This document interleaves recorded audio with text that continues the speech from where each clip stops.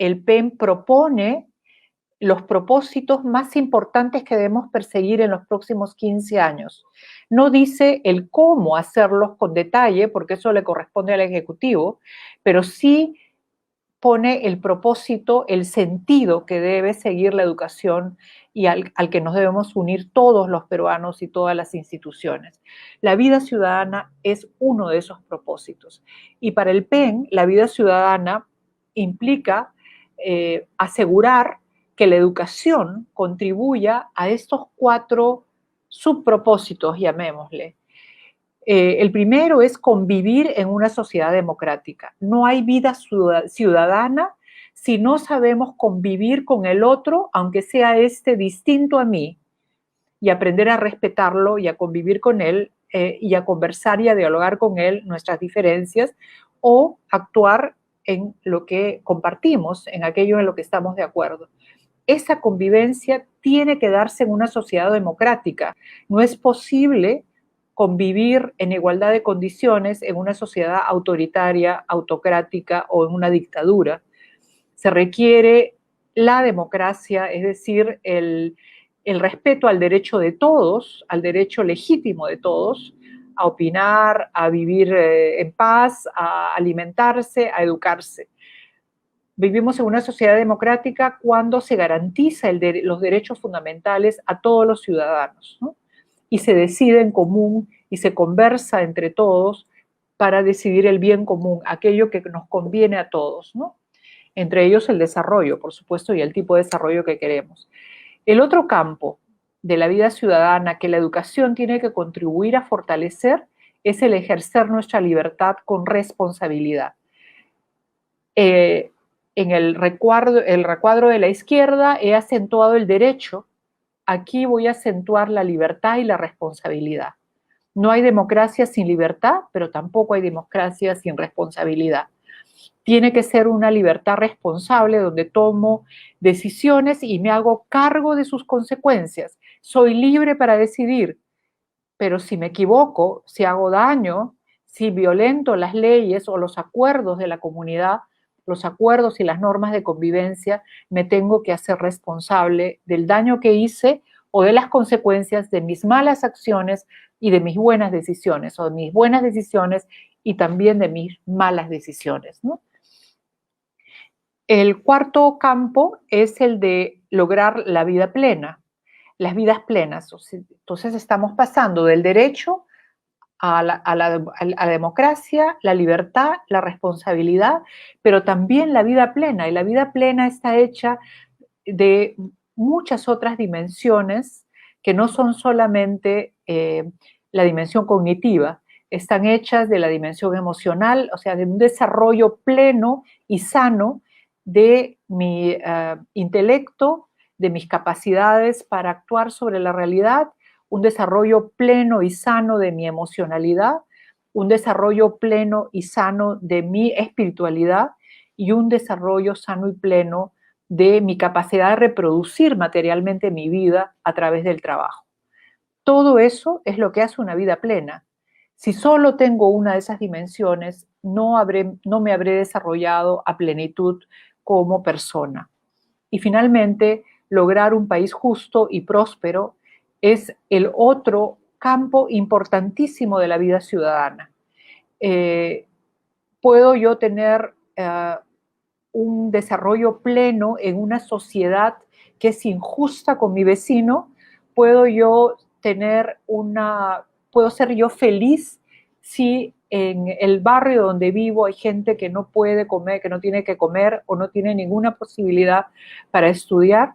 Es decir, mi desarrollo pleno también depende, porque somos seres sociales, de el desarrollo pleno de los otros. Y el país solo se desarrollará si no solo yo, sino todos tenemos un desarrollo pleno, se garantizan nuestros derechos, trabajamos y vivimos en libertad y con responsabilidad y construimos juntos, mirando en la misma dirección, un país justo y próspero. Estos son los elementos, ¿no? Esta es la visión que tenemos sobre la vida ciudadana que queremos construir. Aquí es que queremos ponernos de acuerdo todos y empujar el carro en la misma dirección, contribuyendo desde las formas de educación que puede desarrollar la municipalidad o cualquier otra institución en el país, empujar hacia y lograr caminar, digamos, firmemente y sin distracciones hacia el cumplimiento de este propósito y sus dimensiones. Pasamos, por favor, a la siguiente. Es entonces una educación a la que aspiramos, es una educación en y para la democracia, una educación centrada en las personas, dice el Proyecto Educativo Nacional, que no solo se preocupa por el bienestar individual de las personas, sino que parta de entender que dicho bienestar, el bienestar individual, solo puede ser alcanzado en comunidad. Y afirmando valores como los que acabamos de decir, la libertad, la justicia, la prosperidad también, ¿no? La educación, además de, digamos, como parte de su finalidad pública de desarrollar la educación ciudadana o educar en ciudadanía, uno de los aspectos de esa educación en ciudadanía es construir identidades. Si yo no sé quién soy, difícilmente me voy a comprometer con mi comunidad, si no me siento parte de ella, difícilmente me voy a comprometer con su desarrollo o con el desarrollo del país. El desarrollo, la pregunta de quién soy y de qué comunidad o a qué comunidad o comunidades pertenezco es una pregunta central en el desarrollo pleno de las personas. La labor educativa, decimos, no solo está principalmente vinculada a conocimientos o a saberes instrumentales, es decir, saber escribir o saber elegir o saber comportarse, digamos, en sociedad, sino que también debe estar profundamente vinculada a la construcción de nuestras identidades, tanto individuales como colectivas. Aquí tenemos una imagen de más de una identidad colectiva. Hay niños amazónicos y niños andinos en la foto que tienen identidades distintas porque provienen de comunidades distintas y tienen identidades personales y colectivas distintas. Y sin embargo pueden interactuar y pueden actuar en común, ¿no? Y pueden conocerse y ser grandes amigos además, ¿no? Pero además de la construcción de nuestras identidades, lo otro por lo que apuesta el PEN es por aprendizajes complejos. No el aprendizaje simple, que no es el que nos ayuda a resolver los problemas que nos presenta la vida, sino aquellos más complejos que conjugan lo cognitivo con lo socioemocional, con lo espiritual y con nuestro propio bienestar físico, para vivir en armonía, afirmando valores y principios democráticos. Nuevamente regresamos a lo integral y cada acto educativo, si cada uno de nosotros cuando estamos en acciones desarrollando actividades educativas estuviéramos conscientes que en esta actividad debe estar presente no solo la dimensión cognitiva, sino también la dimensión espiritual y la dimensión socioemocional y la física también, con movimiento físico y dando importancia al cuerpo, porque no solo somos cabezas ni corazones, somos un cuerpo entero, y ese cuerpo tiene también que estar activo. Las cosas irían bastante mejor en educación si nos ocupáramos de todas esas dimensiones. Seguimos, por favor. Entonces, construcción de identidades también es tarea de la educación ciudadana. Y, por supuesto, lo son los valores de la democracia. Allí tenía yo un texto a la izquierda que no se ve en este momento, pero que habla de la importancia que la educación tiene, en la educación para la ciudadanía, tiene no solo hablar de los valores de la democracia, sino sobre todo aprenderlos, enseñarlos y practicarlos. Eso es lo que decía en esta lámina, que no, en el lado izquierdo, ahí va apareciendo, que los valores de la democracia no son, primero, verdades reveladas, es decir, no nacemos con esos valores conocidos, no nacemos con los valores, ¿no? No son hechos naturales, ¿no?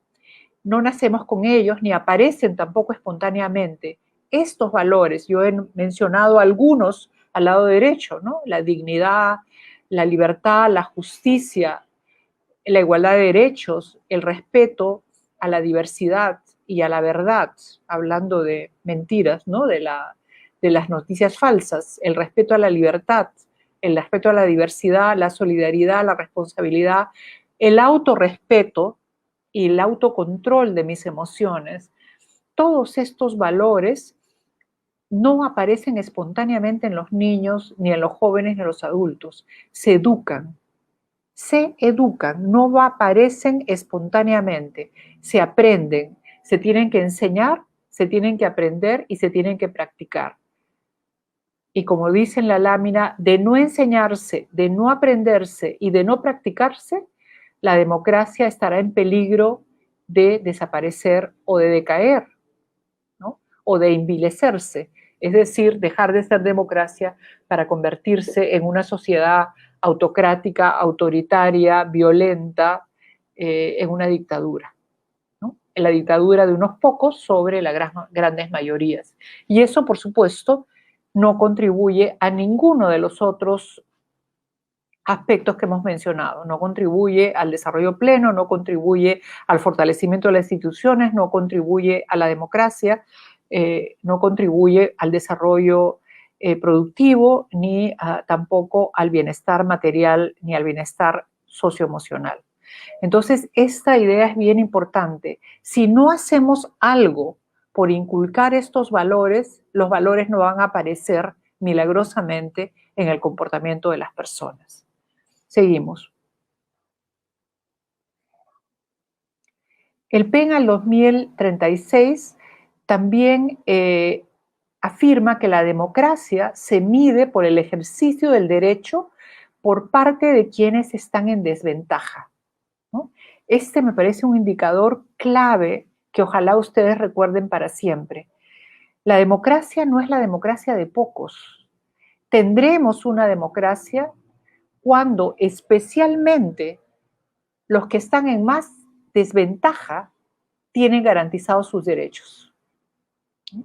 Si hay campesinos, si hay niños afroperuanos, si hay niños y niñas indígenas, si hay mujeres sin oportunidades educativas, si hay niños con discapacidad que nadie los atiende, allí no hay democracia, porque nos estamos olvidando de una parte de nuestra población. Y no tiene que ver, amigos, con el número, si son la mayoría o si son minorías. Solo tenemos democracia cuando el ejercicio del derecho por parte de quienes están en más desventaja está garantizado, incluyendo al hecho mismo de ser minoría, como dice la lámina, ya que la democracia no es la dictadura de las mayorías. O sea, si parte de la población tiene acceso y goza de sus derechos, solo parte de la población, no tenemos una democracia. Y por eso afirmamos que no la tenemos en el Perú. Hay una mayoría que no goza de muchos derechos fundamentales establecidos en la Constitución y en la Declaración Universal de Derechos Humanos, ¿no? Entonces, esto es una tarea para recordar y que guíe nuestra acción desde la municipalidad o desde cualquier otro lugar en el que se educa en el Perú. Seguimos, por favor. El PEN al 2036, además, también precisa que una sociedad que valora y practica la honestidad forma personas honestas y sanciona a quien no actúa en consecuencia, ¿no? Por ello es crucial que las diferentes instituciones estatales, Municipalidad Metropolitana de Lima, escuelas, iglesia, fiscalía, todos actúen en estos campos. Bien, mientras esperamos que vuelva la lámina en la que nos quedamos, continúo conversando con ustedes. tenemos en el país un grave problema de corrupción, ¿no? La foto está tratando de mostrar un momento en que hay intercambio de dinero por favores, ¿no? Y esto está tremendamente extendido en nuestro país, tremendamente extendido, desde la microcorrupción hasta la más grande corrupción que ha involucrado a nuestras más altas autoridades en el país. ¿Cómo no hacer educación ciudadana? ¿Cómo no hacer educación ciudadana? ¿Cómo no darle prioridad y no decir que el reto mayor que tenemos como país es el reto de la ciudadanía plena, entendida como, lo hemos explicado, como goce de derechos y ejercicio de responsabilidades, con preocupación por el bien común, con capacidad de deliberar con otros distintos para encontrar el bien común entre todos y caminar en esa dirección. Entonces decíamos que el país necesita de que se fortalezcan las instituciones. Volvemos sobre ese punto, porque tenemos instituciones tremendamente débiles, ¿no? Lo estamos viendo en el propio proceso electoral, todos los problemas que se han tenido en relación a no respetar reglas de juego, no respetar un candidato a otro, no respetar incluso la propia libertad de expresión o la comunicación de la verdad, de los hechos, y no de interpretaciones que falsean los hechos, ¿no? Seguimos.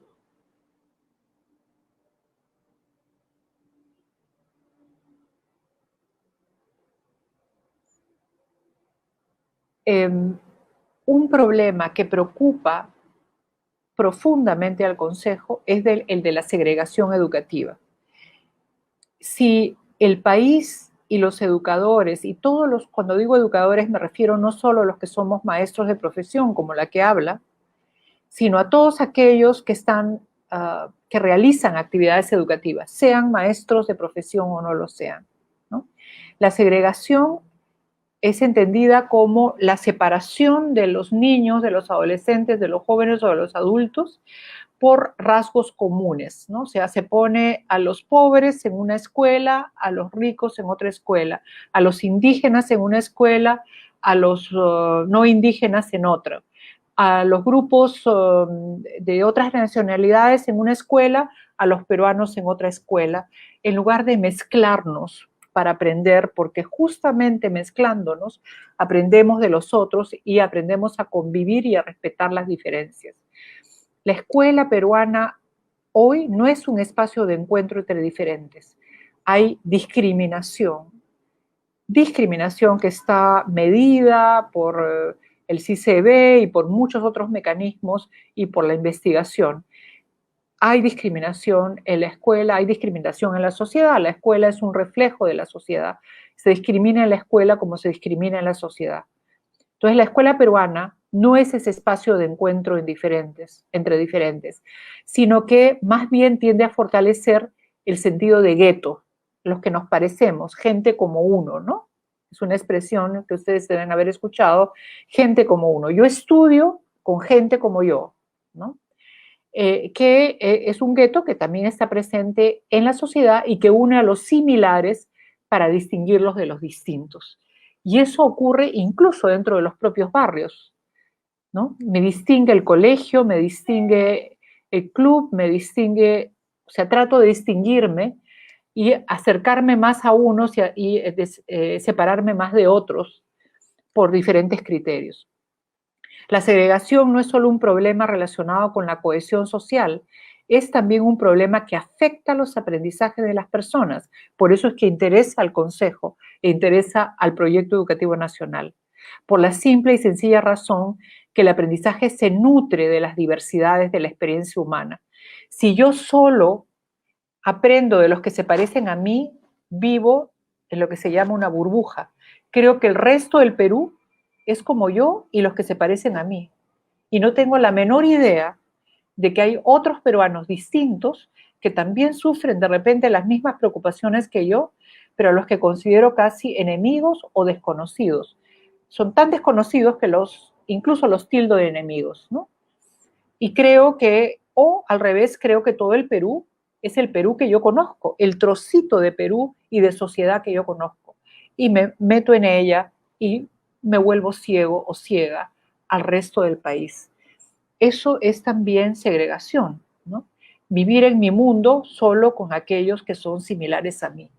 Este es un problema, un fenómeno que está recién empezando a ser estudiado en América Latina y que ha revelado que el Perú es uno de los países más segregadores, no solo en la educación, pero bueno, estamos hablando de educación, con mayor nivel de segregación educativa en la región.